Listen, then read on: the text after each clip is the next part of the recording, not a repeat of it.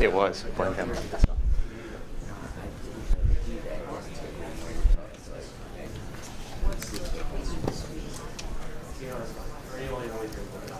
Thanks everyone for bearing with us. Well, we had to do a little short for this section of this time slot. If there's anyone who's interested, there is an unconference room. I don't want to sound like you shouldn't be here. We're having kind of like an impromptu unconference kind of thing, like a Q&A sort of session. So if there's something you've been dying to ask, like Michael's in there, I'm actually going to be helping out in there, and Al Willis, and possibly more people will be helping out. What is that? In the small room right there. So I just wanted to quickly mention that. When is it? Right now. But I'm a little squished here. Let me see if so the projectors are more cooperative. So the next talk is about coding HTML5 for semantic web, and David is an educator and a web developer, and gave a pretty. Sorry, I'm a little distracted by the color, which is incidentally something he's likes to. So as soon as we get this all straightened out, I'll hand it over to him.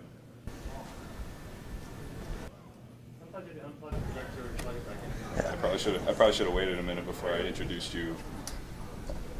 That's good. That's good enough. Yeah, this podium isn't really Microsoft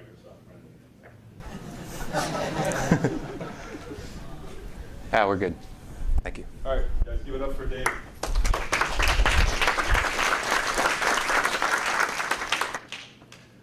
My name is David Kelleher. Website is www.davidk.net. I'd appreciate any feedback you have for this talk. My joined-in number for this talk is 8913. I want to share a couple of other hobbies and projects that I work on. I do kayaking. So if you look out the window here and you've seen all the boaters out in the Charles River, someday that's me paddling by, trying to avoid all the sailboats. A lot of fun. That river's come a long way since I grew up many years ago in this area. A couple of other projects I'm working on now. One is because I teach film students as well. Think of ways to make the web more cinematic. And it's not appropriate for every site. I wouldn't do it for an informational site. But for certain applications, like creating websites for bands or for movies, I think it'd be interesting to have a more cinematic experience on the web. And how can you retain all the usability and accessibility and search engine friendliness with your content, but have a more dynamic multimedia style presentation? One interesting project I did is I went to a recording studio with the band. I set up a projector, and I set up a camera shooting a blank projector. And then what I did is I made that video the background for my website so that I dynamically load text into the space where the projector is. And the band members kind of like wander around in the background and play their instruments. And then when you start the music video, I walk out, I lower the projector screen, the band comes out, plays their song, the web page goes away. And when you want to exit, I come back on, pull the screen up, and the website comes back into that space. So trying to do some interesting creative things with the web. Today I'm here to talk to you about the semantic web, specifically semantic HTML. What are some things that we can do to convey meaning when we create our web pages? This is an interesting quote I found online, somebody's blog about the topic. Semantics in HTML is always a hot topic. Some people strive for it at all times. Some people criticize the dogmatic adherence to it, and some people don't know what the heck it is. So I'm going to focus on this area today for today's talk, explaining what semantics is and talking about the mindset. So I am going to show examples of code. We'll talk about how it works to convey meaning. But my goal of today's talk is to get you to think about the mindset of thinking in a semantic way when you're creating tags and when you're coding your pages. So let's begin with the definition of semantics. It's just the study of meaning. So web semantics, there's going to be a lot of tools. There's going to be a lot of code.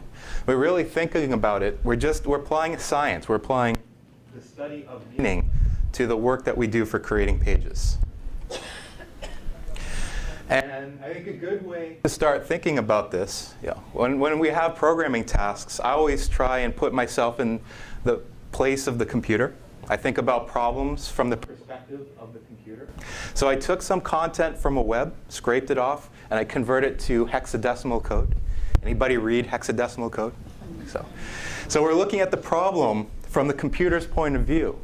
So the computer is going to understand what the tags are. So we know how to code the tags, and a browser will know how to interpret the tags. But what is inside those tags is just a string of characters. And for us, when we're writing our web pages in English, and when other people are looking at that content, we have our brains to interpret and understand what that means. But to a computer, it's just a string of characters. So assume nobody here at this point could guess what the content is of this web page. Nobody here reads hexadecimal codes. Okay. In the early days of search engines, you'd take these strings of text and you would identify punctuation and spacers. And so, for example, this first section up here might be a word. And we don't know what that means, but we could let people search for that word. So if somebody types in a keyword in a search engine and types in that same string of characters, we might find that this page would be a good match, a relevant match for it. Now, that might not always be the case. Words can have multiple meanings. So we don't really know the context of this word to know if this is exactly the page that they're looking for. So we have to do other things. We really, for a search engine, we really want to understand what the meaning of all this is so that we can better answer user questions. Okay. So from the computer's point of view, we have absolutely no idea what this means at this point. We're going to try to solve this problem using semantic tags. Anybody here speak Russian? Good. Okay. Here's another representation of that content. This is in a language you don't understand, but it's closer. This language, Russian, is a lot closer to English than machine language, than hexadecimal code. And so there are some things that are shared that we can begin to understand to figure out what the context or what the meaning of this is. We have 1977 and 2009, so there's some shared aspects to our languages. The numbers are the same. What do these look like? Years. Yep. So we're beginning to understand something about the meaning of our content right now. Okay. Moving on. So we have tags, HTML tags, and how many of you, just get a sense, I'm not sure what the skill levels here. I know we have some people who are completely new to web development. Other people have been doing this since the beginning of the web. How many of you have heard the rule that when you're coding pages, you put your style information in CSS and your content tags are HTML. So HTML for content and CSS for style. How many people have heard that and do that? Okay, good. So it's just about everybody. What HTML tag would you use for this first? H1. This is a header. How about this last one? A P, paragraph. How about the middle one? Okay. Hey. It's a tricky one. Right? The initial guess would be it's H2, right? And why do we think H2? Because, well, it's not quite as big as bold as our header. But it's also kind of larger and more bold than our regular text. And we know that when we render out content inside a H2 tag, this is what it looks like. So we might pick H2. Okay. But what we're doing is you're still thinking about style information. That's still how the page looks in the browser. You're not really thinking about the meaning of your content or what is being conveyed by those tags. So this is actually a paragraph. It's like a lead paragraph. And you see this sometimes. When you have a story, when you have an article, sometimes they'll take that first paragraph and make it bigger or bolder to draw your attention to it. But semantically, it is still a paragraph. Okay. So just because maybe you put all of your CSS styles for this H2 tag over in CSS somewhere else, it still wouldn't be the best way to code it because you're using a tag H2, which is a heading, for a block of content that is not really for a heading. Okay. So if you see people do this in the future, you can give them 2 face palms. Okay. For those of you who do this currently, you haven't been to my talk yet, so you get a pass. But so remember this in the future. Pick your tags based on what information is in there, rather than what you want it to look like. Okay. So let's come back and try and tag this again. How many of you have seen pages like this? Okay, div div span div div div span span span div div div. Okay, this also doesn't really convey information about what our content is. When I ask you to translate this for me, I've given you no additional clues as to what this content means, and we see a lot of code like this. Okay. We give them four face palms for that one. So, and again, if this is something you do, you haven't been to my talk yet, so I'll give you a pass. But in the future, again, think of tags that are going to convey the meaning of what is in your content. So what would be a better way to mark this up that would help give us some clues as to what this is actually really saying? Okay. Paragraph tags, header tags. Or you might have seen this. This is a combination of our tags used in correct ways, H1 for the headers, P for our paragraphs, and also using ID and class names that are descriptive. This helps developers working on code. This is much easier, much cleaner to read. No real benefit for the users. Machines really can't read this because they don't know what these words mean. But at least we're helping out our developers and our content coders who are working on this page. You could probably guess what the content is now from the semantic clues that I've added to my code. So from the first clue here, film review, guess what do you think this content is about? It's about a movie. It's a review for a movie. We know that this is probably the title of the film. This is who wrote the review. This is the date it was written, and this is the review.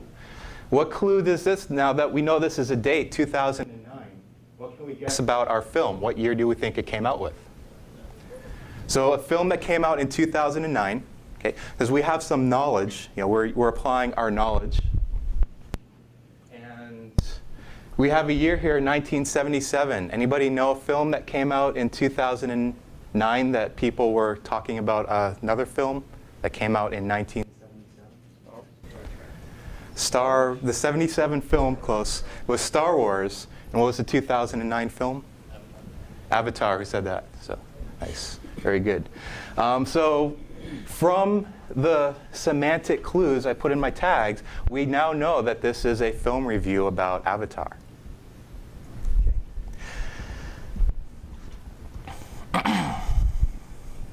HTML5 is meant to help make this process easier for us.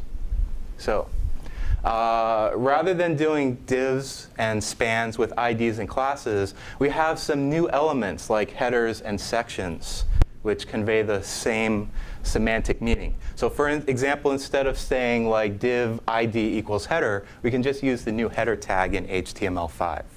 Okay. This is also machine readable. So this helps developers, but a search engine or any other software that's scanning through your page understands what these means, knows what a footer is, knows what a header is. So the sectioning elements, some we have seen from the past, like H1.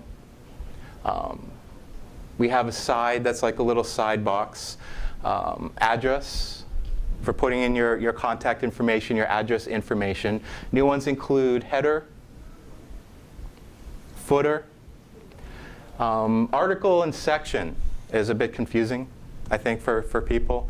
An article is a complete self-contained item of content. Yeah.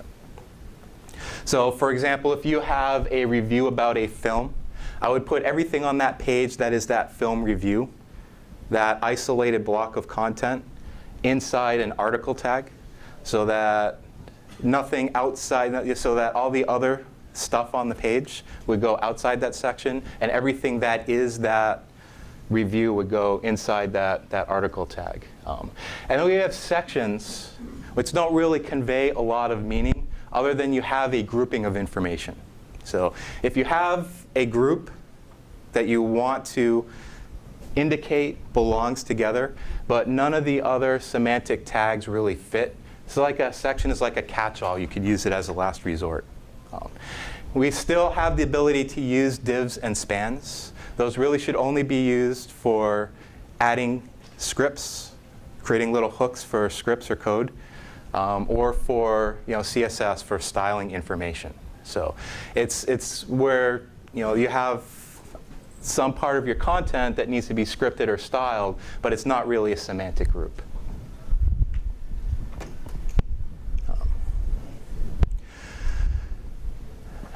Grouping elements is another category of HTML tags. So we have our paragraph, lists. There's also ordered lists, the description lists, block quotes, figures.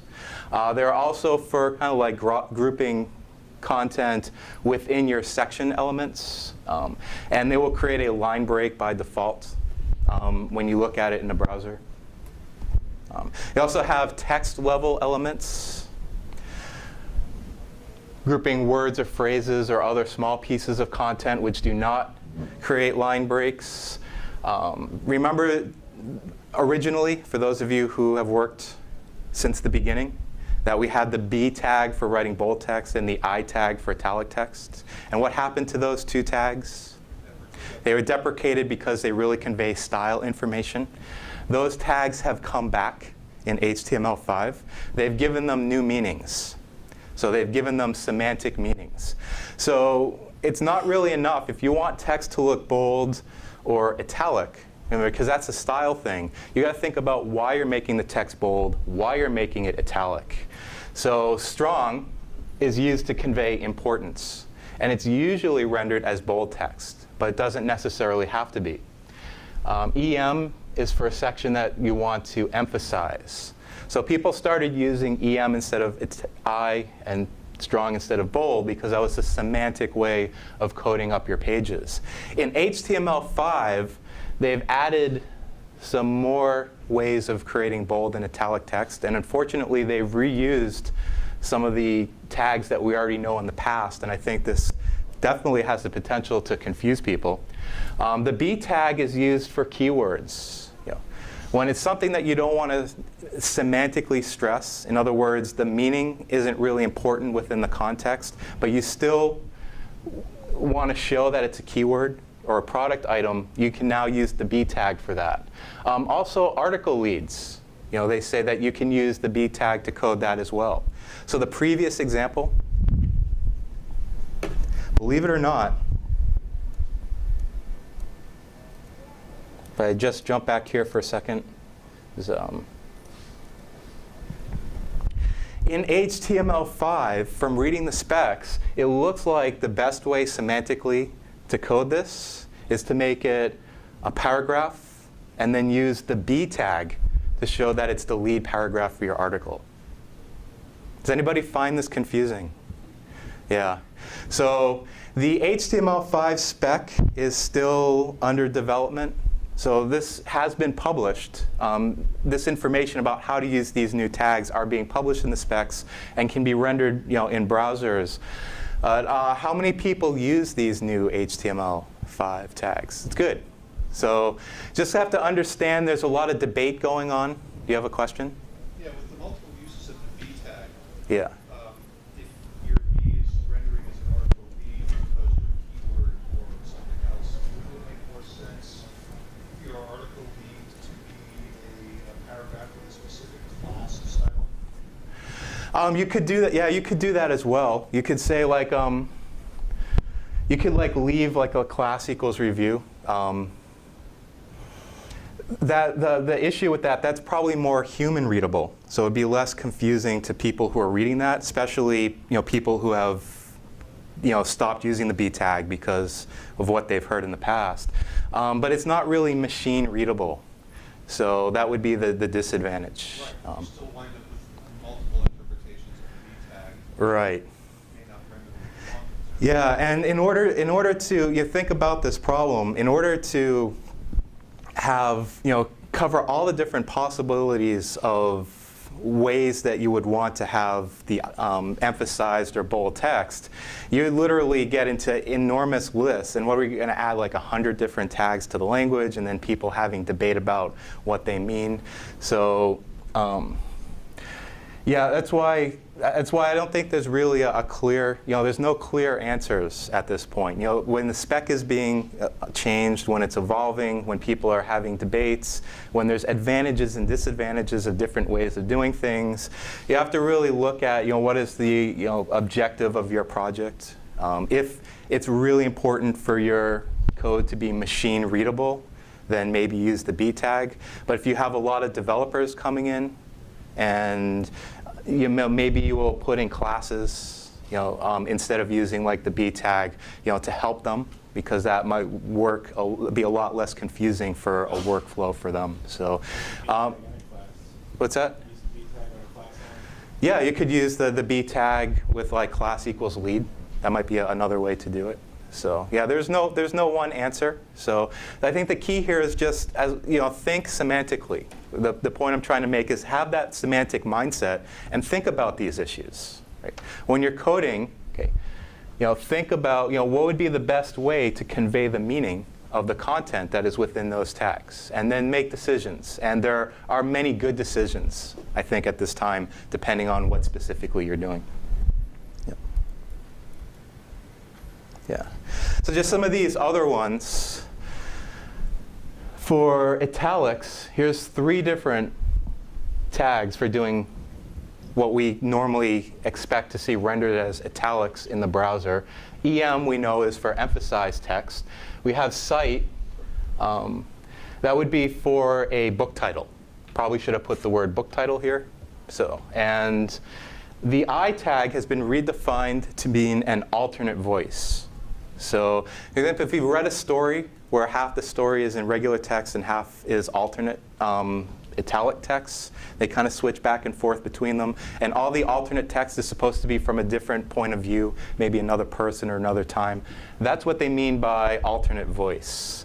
So here's like an idiomatic expression, might be one way to use that. They've really tried to come up with broad definitions for these, so that hopefully all of the different italic and bolding you need to do fits semantically into one of these categories. You really need to be an English major, though, I think, to really comprehend and really, fully understand, some of the nuances of these new definitions in the spec. We also have small for fine print. If you ever see like an old price crossed out, say like a new price, now only like $5 less. Rather than to do a strikeout, they have S. And semantically that means content which is outdated or no longer accurate. I have a question on the line attribute. Yeah. So when they've redefined the I tag, they've created a whole list of attributes. So you can go into the HTML5 specs and see what the new HTML5 attributes are. And I've found this is just one of the attributes that goes with the new meaning of the I tag. So if your document is in English, it lets the machine know that this one phrase that's in an alternate voice was written in a different language, and it knows which language it was written in, and can maybe apply a translator to understand what is in that content. Okay. So here's a way to recode our page using semantic HTML5 tags. We have the film name as avatar. Our author is Roger Ebert. We have our date in a machine-readable format. We also have the version that gets rendered out in the browser. and our review text down here. So, okay. These slides are online if you go to the joined in webpage.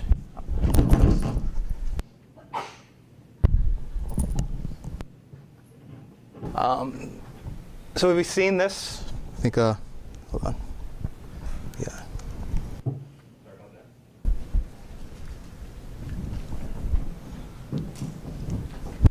that. I have a few minutes I'd like to talk about micro formats. This is the search engines, Google and Bing, that when you get your search results, you can see here we have the star rating for Avatar. We've got the review by the name, and we have the date here as well. So this is like a rich snippet. You know, the search engine was able to parse the page and pull out actual pieces of data and use that data for creating a nicely formatted snippet in your search results. This is microdata. The search engine companies, Microsoft, Google, have got together and created a site called schema.org, which supports a format called microdata, which you can add to your code. They also support RDFA specification, which is the one written by the spec writers, I think like the W3C and people who are working on the future of the semantic web like this. We've also seen micro formats in the past with HCard. Most people these days are doing microdata or RDFA. If you're getting started, schema.org has all of its examples in the microdata format, so it's really popular. If you want to learn RDFA, I think that's just as good a choice these days as well. So what I have here is that content, again, recoded, adding in some of this microdata information. So you see it taking the article tag. Item scope means this microdata block is applied to the article tag, so it starts here and ends when I close my article tag. I want to say what type of microdata I'm using. In this case, I'm using movie information. So you can go to schema.org and actually see a list of all the different content items that can be coded this way. And then once we've done that, we can add the item prop attributes, which are properties. So here is like the name of our film. We have a nested microdata item here for the film review with the property of the author of the film review, the date published, and we could have others as well, such as the star ratings. So this is very clear to our developers. It's machine readable, and it's actually encoding specific pieces of data. So it's not just telling us what is the meaning of the content of our web pages, but it's defining little blocks of data. So we give a round of applause to somebody who codes with both HTML5 semantics and with microdata. Okay. I've got a few minutes. I want to talk about some of the future things that are being done in the semantic web space, and then I'll see if anybody has any additional questions. There is an actual phrase called the semantic web, which is a working group. I believe the W3C working group, which is trying to go beyond just coding HTML and microdata and really rethinking new models in which we can store data on the internet. A way to describe the semantic web is that you have a web of data instead of a web of pages. Okay. So think about right now we create HTML pages, which are pages of content, and link them together. So now we have billions of pages of content on the internet. Imagine all of our MySQL databases linked together. Good way to think about this, linking together all of the server databases in the world, so that if you run a query, you could access all the data that's stored in the world.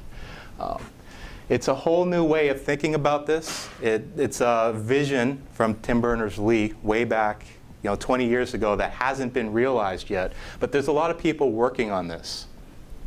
Knowledge graphs.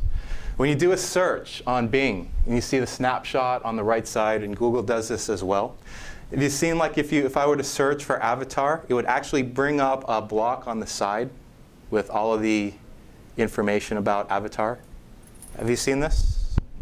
Yep. I'll show you an example. I have a few pages open. I can show you an example of that in a minute. So they're actually doing this. They're trying to like collect data and store it in data stores. And when you do searches, rather than just returning results to pages, they're returning data.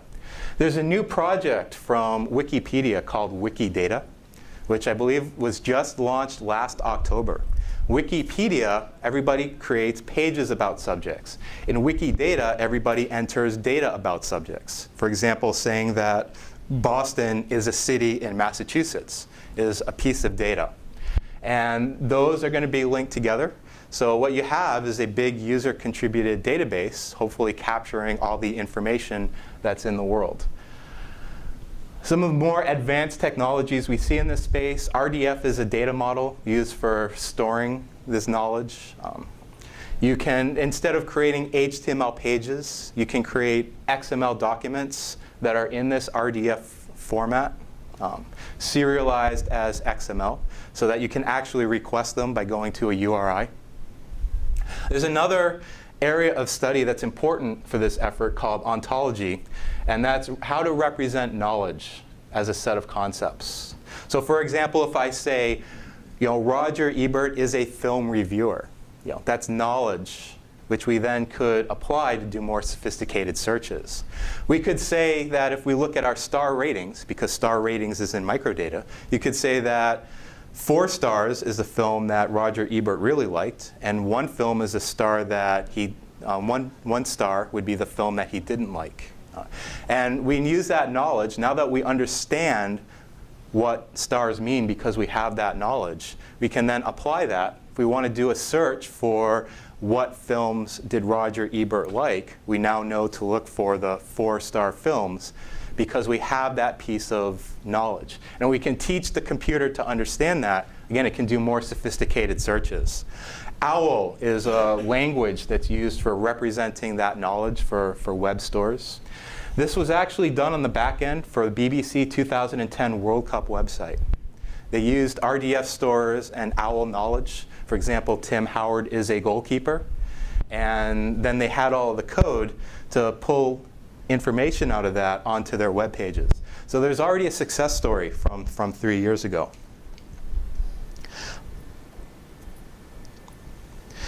This is the schema.org website. So if you'd like to get started with microdata, I would suggest coming here. Getting started, it's really well documented. A lot of good examples. Here is the full list of all the different content items that it currently supports. Movies, recipes, TV episodes, things, payments, distances. There's a lot of medical entries here. Your organizations, post offices, businesses. So there's quite a few things that you can now capture. And I would look through your code. See anywhere that you can make your code more machine readable using microdata. I think it'd be a good idea to implement this. Here's that BBC page.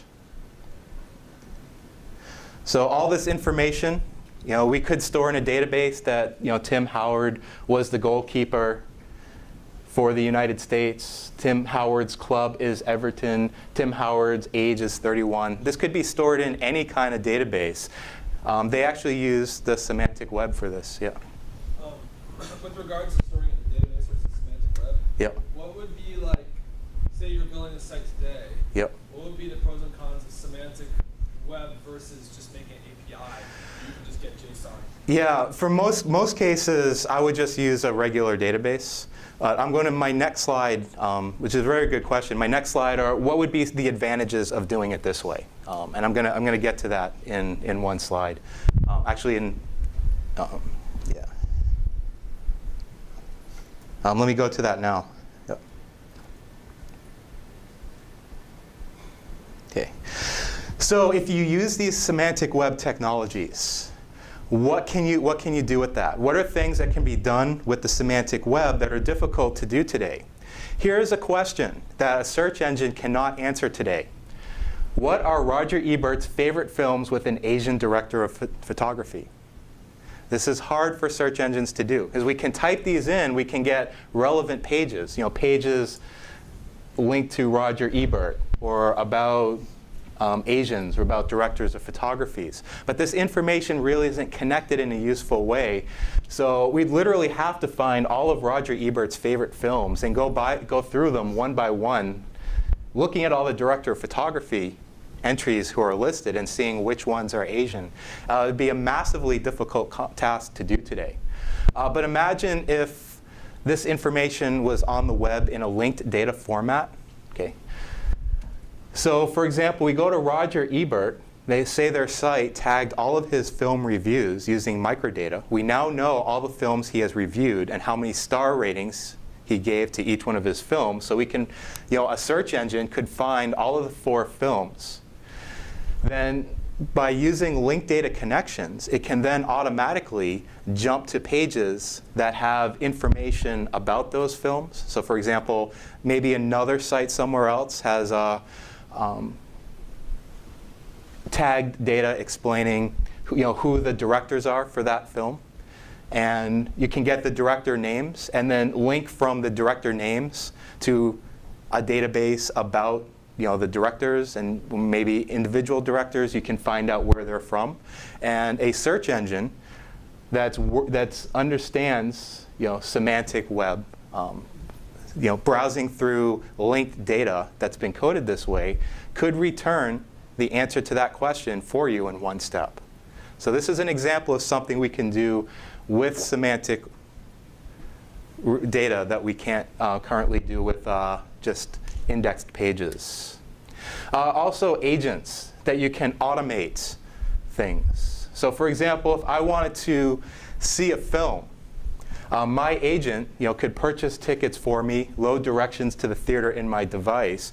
It could find out where I am, go to all of the movie theater websites, because they've been tagged with microdata as being movie theaters, find out what films are playing that day, get information about those films, maybe compare them to films that I've said I've liked somewhere else, and try and find a film that best fits my taste, and automatically set it up for me. So tell me where to go, how to get there, buy me a ticket, and I'll go see a movie that I will enjoy. So that's a potential future. Again, this part of the web hasn't, this part of semantic web hasn't been realized yet. There are a lot of people working on it, and I think we'll see incremental improvements over time. So it's interesting what's going to come in the future. The big takeaway today, though, is really think about coding with the mindset of what is the meaning of my content. And however you choose to do it, find ways that are not conveying style information, but are telling people and telling machines what is inside those tags so that it can use that as context to help figure out what it means on the page. And we saw that example of that. We translated Russian text just by looking at the tags of the content. So there's a lot we can do today just with simple tags. Okay. We have a few minutes for questions. Ready? So we have a microphone. Do we want to? I could just repeat the questions if that would be quicker. So I think I saw your hand first. So a microdata, Okay, go ahead. Is that in the same HTML file as your content, or are you creating a separate HTML file? It's right in there with the content. Yeah. So usually I finish my HTML5 tagging, and then you add in attributes to your HTML5 tag. So it's right there in your content with your HTML. What impact does microdata and semantic web have on SEO? On search. Okay. So the question is, what impact does this have on SEO? That's really one of the big benefits of applying this now, especially microdata. You get the nicely formatted results will jump out at people when they see your results in the search engine. So people are more likely to click on your result within the search engine. So I think microdata is the big search engine benefit you get out of that now. Does that answer your question enough? So. Is that like what's kind of coming forward in Yeah, right. So anything you can make any way you can make your content machine readable, that can become another clue. And it's not going to necessarily be instantaneous or obvious, but over time, the search companies are tweaking their algorithms to try and find more and more, to have better understanding about what content is on web pages, to find more relevant results. So maybe you won't see instantaneous results, but I think anything that you can do to help the search engines better understand what the meaning of your content is will help it identify your site as being more relevant to a very specific search. So theoretically, there's a huge benefit. Again, these are technologies that are gradually being implemented over time. So I say get into the mindset now so that you can reap the benefits later. Yes? The OW, the ontology web language, Yeah. could you give some references and can you where are we just now? It's more conceptual or is it actually there now? The question about is OWL. It exists now. It's like a specification. You can research it on the web. You can buy a book about OWL.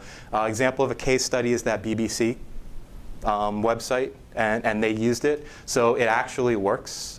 It's very hard technology to implement, again, because the tool sets are still in their early days. But it does exist. You can go out and learn it and can be used. Yeah. About this side, I haven't any questions here? Okay. Yes? The attributes that you're using for microdata, are those part of the HTML5 spec? Okay. Question is, the attributes in microdata, are they part of the HTML spec? They're not part of the HTML standard itself. So microdata isn't HTML5, but HTML5 supports microdata. So you can do this, and you can write code which will validate. I'm not sure if all the validators have caught up with it yet, but you can.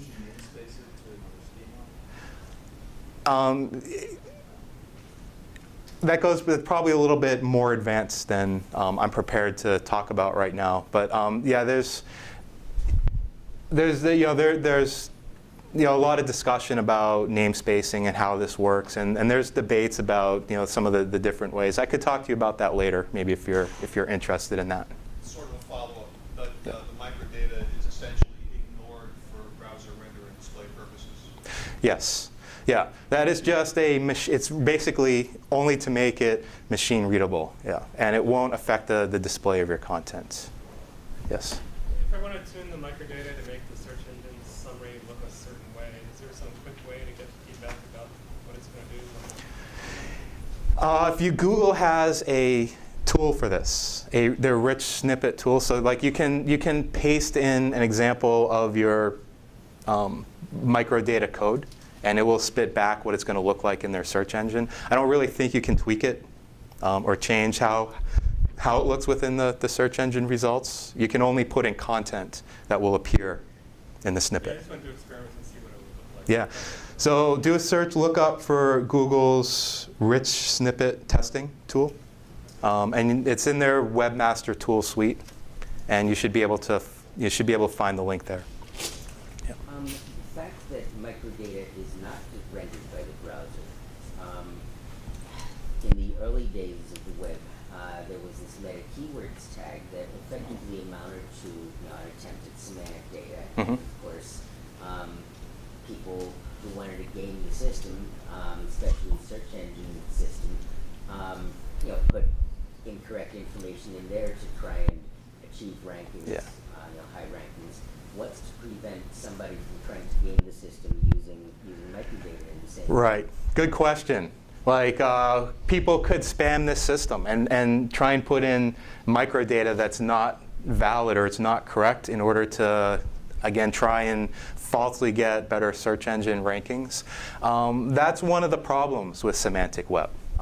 So that's a drawback. When you have information in the database, is it outdated? Because data changes over time and needs to be maintained. Is it true? Is it valid? Is it real? Or was it somebody put in to kind of spam the system? These are challenges that people who work with the semantic web have to cope with. And so that's an issue for the search engines. They got around that with web pages by finding out who is linking to your site. So again, just using all the information to provide a context. Yeah, the search engine can't just trust the content. It's also going to look at the context and all the other pieces it has to kind of make decisions about how correct that information is. And back?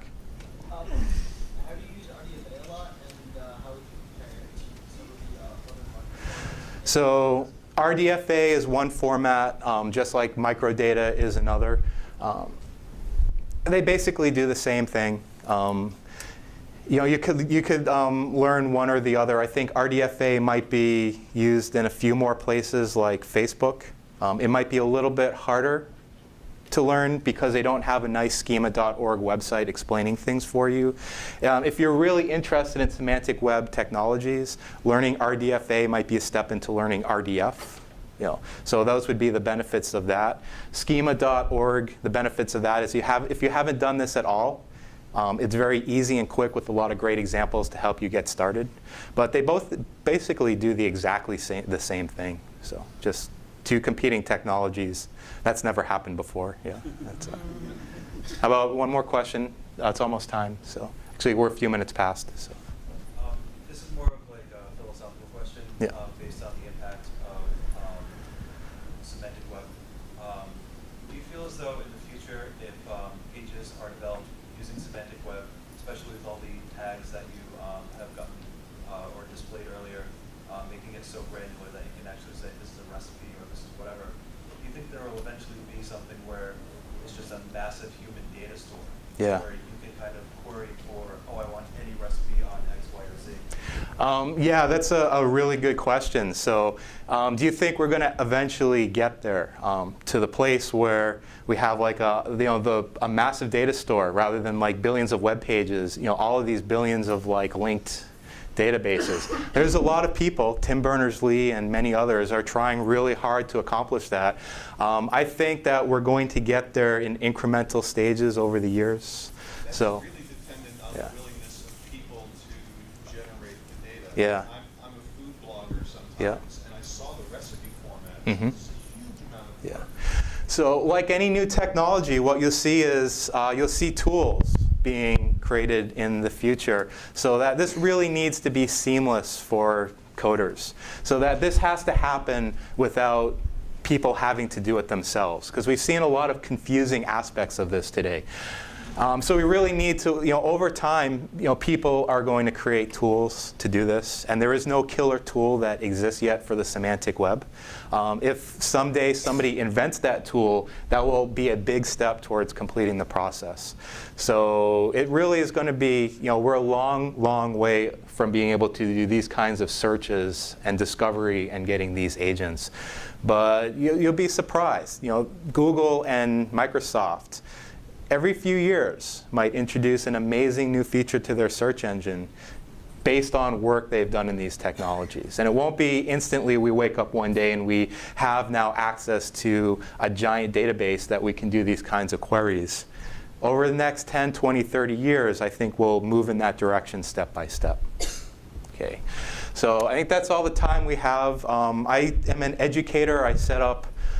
I'm trying to set up online training with all the notes and classes I've given over the years, and I'm trying to find ways to apply semantic technologies to what I do. I have some stuff up ready for testing within about a month or so. So if you're interested on this, I do have some cards up here. You could grab a card.